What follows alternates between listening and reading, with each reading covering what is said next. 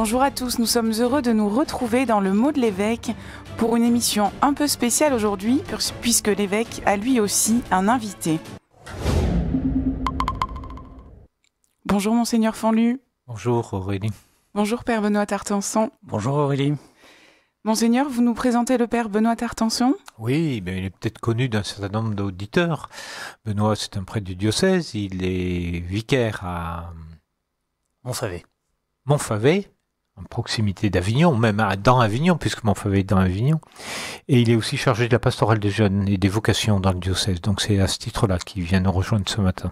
Monseigneur, c'est quoi une pastorale des jeunes et des vocations dans un diocèse ? Alors une pastorale, c'est un domaine un peu de la mission de l'Église qui se déploie de manière particulière sur... donc c'est la pastorale des jeunes, c'est ce qui porte un peu le souci, non pas de toutes les initiatives vis-à-vis des jeunes, mais de coordonner, de donner de la consistance et puis de porter aussi un certain nombre de projets au niveau diocésain, voire au niveau plus large, comme il va en être question cette année avec les JMJ. Donc c'est effectivement d'essayer un petit peu de soutenir des initiatives et donner de la perspective à tout ce qui peut être proposé pour rejoindre les jeunes aujourd'hui dans notre Église. Père Benoît Tartanson, vous avez été nommé au 1er septembre. Comment on accueille cette mission ? Avec beaucoup de joie d'abord, parce que c'est enthousiasmant d'être au contact des jeunes, évidemment, avec quelques craintes aussi vis-à-vis de l'ampleur de la mission qui est confiée, notamment en lien avec les vocations. C'est toujours quelque chose d'un peu impressionnant et de se dire est-ce que je suis là pour faire du chiffre, etc. ou au contraire accueillir ça avec beaucoup de paix en se rappelant que c'est le Seigneur qui est le maître du temps et de l'histoire et que c'est lui qui appelle. Et puis également quelques aspects à creuser dans le sens où précisément les jeunes nous interpellent les uns et les autres et on ne s'adresse pas à eux de la même manière que l'on s'adressait aux jeunes d'il y a 10 ans. Et donc ça nous appelle les uns et les autres à faire quelques déplacements aussi, quelques adaptations pour être sans cesse plus en prise avec eux. Arriver à les comprendre, arriver à porter leurs questionnements et pour les conduire au Christ. Justement, s'adapter, Monseigneur, vous avez dit le 16 octobre dernier, lors de la journée diocésaine, il y a eu une question sur les jeunes qui a été évoquée par une personne de l'Assemblée et qui a dit, dans votre réponse, quand elle a dit qu'est-ce qu'on fait pour les jeunes dans l'Église, dans votre réponse, vous avez dit de laisser les jeunes se questionner et nous questionner. Est-ce que vous pouvez développer ? Je voulais exprimer que c'est important de permettre aux jeunes de faire confiance à leurs questions. Il me semble que dans notre manière de vivre, on est beaucoup entraîné dans une façon de penser, d'exister, de voir la société un petit peu en fonction des autres, alors qu'à l'intérieur de soi-même, on peut être travaillé par plein de questions. Qu'est-ce que c'est que vivre, qu'est-ce que c'est qu'aimer, qu'est-ce que c'est que construire un projet, qu'est-ce que je vais faire de ma vie, est-ce que croire en Dieu ça a du sens ou ça n'a pas de sens, est-ce qu'un appel de Dieu ça a du sens ou pas, oui, tous ces éléments-là qui peuvent traverser parfois l'esprit des jeunes, et puis bien d'autres questions, toutes ces questions-là, je trouve que c'est très important de les aider à leur faire confiance. On peut avoir tendance facilement aussi à évacuer un certain nombre de questions parce qu'on se dit elles ne sont pas à la mode ou elles sont pas à l'ordre du jour. Faire confiance à ces questions, c'est vraiment se laisser travailler, animer un petit peu parce qu'ils nous interrogent profondément. Et donc je trouve que les jeunes, c'est important qu'ils soient soutenus pour ça et que justement ils puissent trouver des lieux dans la vie de l'Église, dans les lieux où ils se rassemblent entre eux, d'abord de se retrouver avec d'autres, parce que c'est aussi entre eux qu'ils vont s'aider à prendre au sérieux des questions qu'ils peuvent se poser. S'ils découvrent que les autres ont un peu les mêmes, ils vont se dire que leur question n'est pas idiote. S'ils entendent que personne ne se pose la même question, ils vont être très hésitants, vous voyez. Donc c'est important qu'ils se retrouvent avec d'autres là-dessus, et puis que nous, les adultes, on ne soit pas là pour projeter nos propres préoccupations, mais on soit vraiment capable de les accompagner dans les questionnements qui sont les leurs. Père Benoît Tartanson, les questionnements, est-ce que vous pouvez donner quelques questionnements qui peuvent se tramer dans la jeunesse actuelle ? Oui, moi je vois vraiment une question qui est assez forte chez eux, c'est celle du sens, au fond. On est dans une société qui est marquée par de multiples formes de relativisme et ils ont en eux la question de la vérité. On sent qu'ils cherchent, ce sont des chercheurs de sens, des chercheurs de vérité et qui ont besoin d'avoir des réponses et des réponses exigeantes. Moi, c'est surtout ça qui me surprend chez eux. C'est qu'ils ne se contentent pas de demi-réponses, ils ne se contentent pas de certitudes faciles. Ils veulent vraiment qu'on les rejoigne au plus profond des questions qu'ils ont. Et notre rôle, précisément, c'est de les amener à se poser ces questions-là, ces questionnements-là, et pour qu'ils puissent, à leur tour, accueillir le Christ vraiment comme le roc de leur vie, le Christ qui lui-même dit « Je suis la vérité ». Vous pouvez nous donner un exemple de ces exigences de réponse qu'ils attendent, si vous en avez une qui... Oui, il y en a une, c'est un témoignage d'aumônerie assez récent. On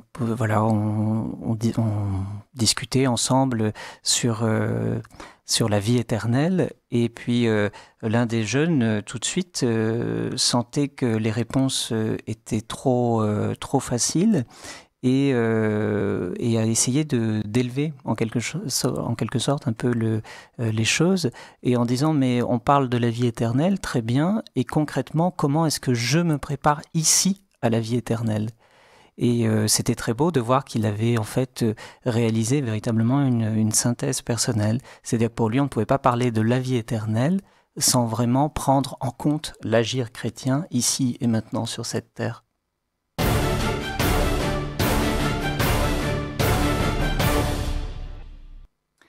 Père Benoît Tartanson, une autre question. Dans cette charge qui vous est confiée depuis peu, vous organisez le lancement des JMJ de Lisbonne en diocèse, le week-end du 19 et 20 novembre à la métropole Notre-Dame-des-Dons.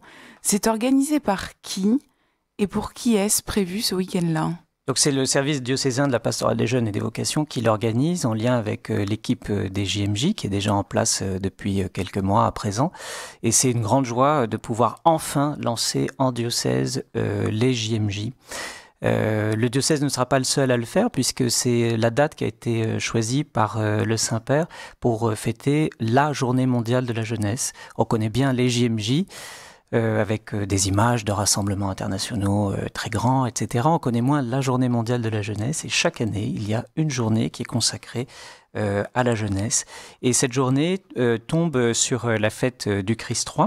Et donc nous profitons de cela pour lancer avec toute l'Église de France et plus largement en fait avec l'organisation des JMJ de Lisbonne, les inscriptions.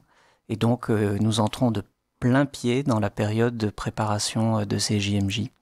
Alors ce n'est pas simplement qu'une ouverture d'inscription, c'est aussi permettre aux jeunes qui sont intéressés par les JMJ de pouvoir se rencontrer, de pouvoir passer du temps ensemble, des temps de convivialité. Il y aura également un temps d'enseignement qui sera prévu, un temps de louange à la métropole.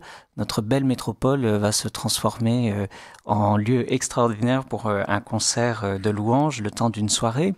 Et puis, nous proposerons également aux jeunes qui le souhaitent l'adoration tout au long de la nuit à la métropole Notre-Dame-des-Dons. Et nous nous retrouverons le dimanche matin pour célébrer autour de notre archevêque la messe du Christ roi. Monseigneur, c'est la question un peu ardue dans les multiples voies. Donc là, on a des jeunes qui vont se retrouver à la métropole des Dons. On voit qu'il y a des questionnements. Dans les multiples voies d'aujourd'hui, on l'a souvent entendu du pape Benoît XVI, on l'entend souvent du pape François. Comment rester fidèle à la transmission de la foi auprès des jeunes qui sont sollicités par tant de choses ? Je dirais que les jeunes, ils ont besoin de témoins. C'est Paul VI, je crois, qui disait ça. Hein. On a plus besoin de témoins que de paroles affirmatives. On a besoin, les jeunes, ils ont besoin d'adultes qui soient avec eux, qui les accompagnent, qui les respectent, qui les respectent et qui les aident à vivre, vous voyez, enfin, qui les accompagnent. Et je trouve qu'ils ont besoin c'est dans la vie avec eux qu'on perçoit que des gens nous font signe. Hein. Leur manière d'être ou leur manière de vivre nous fait signe. Et ceux qui nous font signe, qui témoignent, c'est ceux qui nous parlent du Christ par leur manière de vivre. Alors ils ne le font pas souvent avec des discours, et peut-être même pas d'abord avec des discours, mais c'est par une manière d'être de vie, de donner une sens à la vie, de l'apprécier, de la goûter, d'en être heureux, d'exister pleinement, et de se situer dans une référence à plus grand, qu'on ouvre un peu à ce mystère-là. Je trouve que le témoignage, il a besoin d'être habité par la vie d'une personne, et je pense que les jeunes sont particulièrement sensibles à la vérité de ce que nous sommes. Si ce que je suis, si ce que j'exprime, si ce que je manifeste de multiples manières sonne juste, on va chercher d'où vient ce que j'exprime. Si ça sonne faux, très vite on regardera ailleurs et on n'aura pas envie d'approfondir davantage. Donc voilà, je pense que les jeunes ont besoin de témoins. Et puis je pense qu'ils ont aussi un grand besoin, enfin il me semble du moins, c'est qu'ils soient accompagnés dans la durée. Enfin que dans la durée ils puissent demeurer dans les questions qui se posent, quoi. Alors que il me semble que la vie aujourd'hui fait beaucoup zapper, passer d'un événement à un autre, que les incidences ou tous les contacts qu'ils ont par réseaux sociaux et autres les font passer constamment d'une sollicitation à une autre. Et ils ont besoin d'espace où ils puissent un peu se poser. Vous voyez, s'il y a un intérêt pour l'adoration ou pour les temps de méditation, c'est peut-être pas pour rien. C'est que c'est enfin des moments où ils peuvent un peu laisser retomber tout ça. Et en se posant, ils ont besoin aussi de pouvoir petit à petit se préciser un peu les questions qu'ils portent et durer dans ces questions-là, quoi. Et ça, je pense que c'est à la fois des choses que nous savons tout à fait permettre dans des moments particuliers, mais c'est quelque chose dont je crois que nous avons plus de difficultés à l'offrir dans la durée, hein, dans la durée d'une année, dans la durée des rythmes de vie des jeunes. Et donc c'est sûrement quelque chose de très important à continuer à travailler. Oui, être avec eux, leur permettre d'être là posément, enfin oui, de s'enraciner dans quelque chose de profond, et puis tenir fidèlement dans leurs questions. On n'est pas là pour leur imposer des réponses, mais on est là pour les accompagner comme témoins de ce qui nous habite dans les questions qu'ils se posent. Père Benoît Tartanson, dans la durée, cette année, il y aura quand même la préparation de ces JMJ de Lisbonne. Pour terminer cette émission, quel est le thème des JMJ 2023 ? Le thème des JMJ 2023 reprend une parole du Magnificat. Marie se leva et partit à la hâte. Donc c'est pas le Magnificat, c'est l'Annonciation. Marie se leva et partit en hâte. Et c'est un thème donc, qui sera développé tout au long de l'année et qui, je pense, a beaucoup de pertinence vis-à-vis des jeunes. On parlait tout à l'heure de cette exigence de sens qu'ils ont les uns et les autres. Et une fois qu'ils sont saisis par ce mystère, qu'ils rencontrent des témoins authentiques, eh bien, ils peuvent partir en hâte sur les chemins que le Seigneur leur propose de suivre. Et c'est vraiment tout ce dynamisme-là qu'on va essayer de mettre en œuvre au cours de cette année pastorale. Merci beaucoup. Merci à vous. Merci beaucoup, Monseigneur. Merci. Vous pouvez retrouver cette émission sur le site rcf.fr et sur la web télé du diocèse d'Avignon.